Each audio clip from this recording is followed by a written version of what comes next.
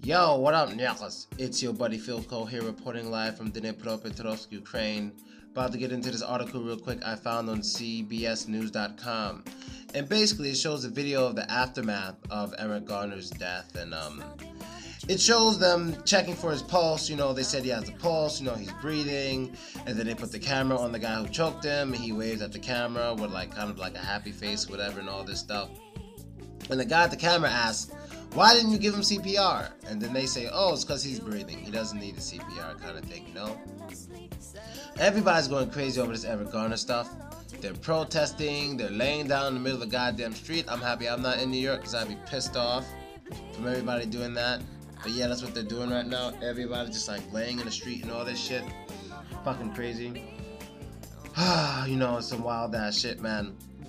You know, a lot of protests going on. But I don't know if I ever gave my opinion on the whole thing, but when it comes to the situation, I'm going to start from the beginning. I'm going to let you guys know how I feel about it from the beginning to the end, what I saw. Now, from the beginning of the whole video, you know, Eric, he seems to be defending himself, saying he's not selling cigarettes and all this shit. He's not selling cigarettes. And, you know, they seem to be really convinced that he's selling cigarettes. Now, if you're from New York, you know, you can constantly, if you've been in New York, you can constantly run into these Lucy. I got Lucy's, got them Lucy guys. Now, he's probably one, probably wasn't, I don't know. But they were pretty confident that he was one of them, you know. I don't see the point of them making up that he's out there selling cigarettes for no reason. You know, I don't see the point of that. But anyway, they really believed he was. So they approach him about it. You know, he's denying it. They're like, yeah, this and that. You know, we think you're doing it. No, I'm not, blah, blah. You're always bothering me and stuff, blah, blah. So when they start trying to arrest him, arrest him basically. They're trying to put his hands on his back, whatever. He resisted. He resisted, period. First off, he resisted. You're not a fucking kid. When you're getting arrested, you get arrested. This isn't slavery, dick. Cops have a job to do.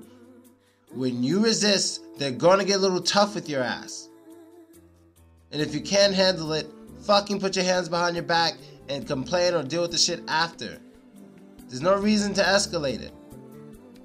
So they try to put him in cuffs. He's like, no, don't touch me. He's saying, don't touch me. Like, you don't fucking say don't touch me to police officers.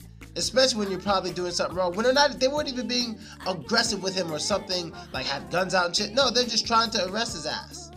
So anyway, that doesn't work. So little guy gets him in the chokehold. He starts dropping to the ground. This is where shit got weird to me. When he's on the ground, this dude keeps choking him. I didn't understand that. I understand putting him in a choke. I mean, it might be illegal, but let's just say, from my opinion, on a common sense point of view, the fact that he's choking him to get him down, I understand it.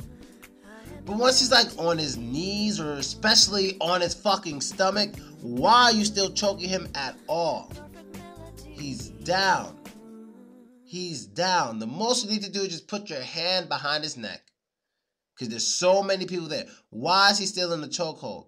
And there's so many officers there. When he's down, explain that. And then afterwards, they barely even give him the attention he needs. But you want to know something? I'm not going to lie. That I can't breathe shit, a lot of people do that and they don't mean it. But this time it was real. And that's kind of other people's faults too for crying wolf with that I can't breathe shit just so they can get some space to escape. We've seen this as children. I've seen it as an adult. It happens. But unfortunately, this time, he wasn't crying wolf. It was real shit. Which is real unfortunate for him. So, once again, I'm kind of not taking sides. I don't think he did anything really, really stupid. He just did something very careless, trying to resist arrest. That's not how it goes down. You know, like, don't touch me to police officers. That's not, they're trying to apprehend you. You get your ass apprehended and you deal with it after. That's how adults behave. Sometimes as a people, I can't lie, we act like fucking kids. Like, oh my god, don't touch me, I know my rights. Fuck, if they think you did it, bro, what is resisting going to do for you? No one seems to understand that. What is resisting going to do for you? What the fuck is it going to do? That just means it's time to fight, that's it. What are they supposed to say? Oh, okay, you're right. We don't want to touch you. Okay, we'll leave you alone. See you later. No, get a fucking lawyer. Do the shit an adult's supposed to do. It's that fucking simple. Especially if you're doing shit you know you're not supposed to be doing. You know what I mean? So we can cry all day about it. Yeah, it's messed up. It's fucked up. The cop kept... I only saw something wrong with one cop during the incident. The one that was choking him when he was on the floor. That's the dick face. The one waving in the camera. He's a cock master. You understand? Everyone else is kind of... well, just okay during the incident. But the aftermath, yeah, sure, they didn't really seem to care that much about it. They didn't really seem genuinely like, scared for him or worried. Nothing. They really seem to not give half a fuck. You know, so that's my take on this whole thing. So you guys let me know what you think. It's early in the morning here, and I'm out, niggas. Later.